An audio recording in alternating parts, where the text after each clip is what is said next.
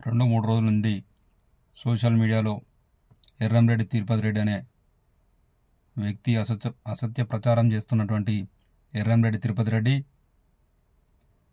నువ్వు ఎవరిపై అనుచిత వ్యాఖ్యలు చేస్తున్నావో తక్షణమే మా జాన్సమ్మ గారికి నువ్వు క్షమాపణ చెప్పాలా, బహిరంగంగా క్షమాపణ చెప్పాలా అని చెప్తున్నా. లేదంటే పాలకుర్తి ప్రజలు ఇలా నిన్ను ఉరికిచ్చి చెప్పులతో కొడతారని చెప్పేసి మరొకసారి గుర్తు చేస్తూ ఉన్నాం. జాన్సమ్మ పాలకుర్తికి ఎలాంటి సంబంధం లేదంటావు. ఎందుకు సంబంధం లేదని చెప్పేసి ఇక్కడ పాలకుర్తి ప్రజలు అడుగుతూ ఉన్నారు. జాన్సమ్మ రాజకీయాలకు రాకముందుకే అనేక అభివృద్ధి పనుల్లో పాలు పంచుకున్నటువంటి జాన్సమ్మ గారు ఈరోజు దయాకర్ రావు దగ్గర మోకాళ్ళ దగ్గర మోకలిరిన నువ్వు ఇవాళ జాన్సమ్మ గురించి మాట్లాడడానికి నీకు అర్హత లేదని చెప్పేసి మరొకసారి గుర్తు చేస్తూ ఉన్నా. క్యాడర్ పేరు చెప్పుకొని డబ్బులు సంపాదించుకున్న నీలాంటి లుచ్చేగాన్లు ఈరోజు పాలకుర్తి గురించి మాట్లాడడం, జాన్సమ్మ గారి గురించి మాట్లాడడం చాలా బాధాకరం. నువ్వు కాంగ్రెస్ పార్టీలో క్యాడర్ను చూపెట్టుకొని దయాకర్ రావు దగ్గర పైసలు తీసుకొని ఇవాళ నువ్వు ఎక్కడో అమెరికాకు పోయి ఇవాళ జాన్సమ్మ గారి నుంచి మాట్లాడడం చాలా విడ్డూరంగా ఉంది. బహిరంగంగా క్షమాపణ చెప్పకపోతే నీ అంతు చూస్తామని చెప్పేసి ఎర్రంరెడ్డి తిరుపతి రెడ్డి కబద్దారా అని చెప్పేసి ఈరోజు బహిరంగంగా నువ్వు క్షమాపణ చెప్పకపోతే నీకు పాలకుర్తి ప్రజలు తగిన సమాధానం చెప్తారని చెప్తా ఉన్నా.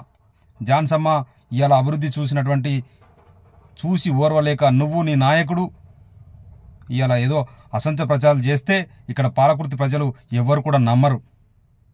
ఇలా దయాకర్ రావు దగ్గర ఎన్ని కోట్ల రూపాయలు ఈ పాలకుర్తి మీద కొన్ని కోట్ల రూపాయలు సంపాదించుకున్న దయాకర్ రావు ఈరోజు జాన్సమ్మ ఏనాడు కూడా 100 రూపాయలు కూడా పాలకుర్తి ప్రజల కష్టం తీసుకోలేదు. ఇలా పాలకుర్తి ప్రజల కష్టం చూసి అనేకమైనటువంటి స్కూళ్ళు, హాస్పిటళ్ళు కట్టించినటువంటి చరిత్ర జాన్సమ్మది అని చెప్పి మరొకసారి గుర్తు చేస్తూ ఉన్నా. ఎర్రంరెడ్డి తిరుపతి రెడ్డి అనే నువ్వు బహిరంగంగా క్షమాపణ చెప్పకపోతే ప్రజలు నీకు తగిన బుద్ధి చెప్తారని చెప్పి మరొకసారి గుర్తు చేస్తూ ఉన్నా. ఎర్రంరెడ్డి తిరుపతి రెడ్డి పాలకుర్తి ప్రజలు నిన్ను ఎప్పుడో తిరస్కరించిరు. నువ్వు పాలకుర్తి ప్రజల గురించి కానీ కాంగ్రెస్ పార్టీ గురించి కానీ నువ్వు మా జాన్సమ్మ గారి గురించి కానీ మాట్లాడితే నీకు తగిన చర్యలు చేపడతామని చెప్తా ఉన్నాం. చెప్పు దెబ్బల పాలు చూపెడతాం.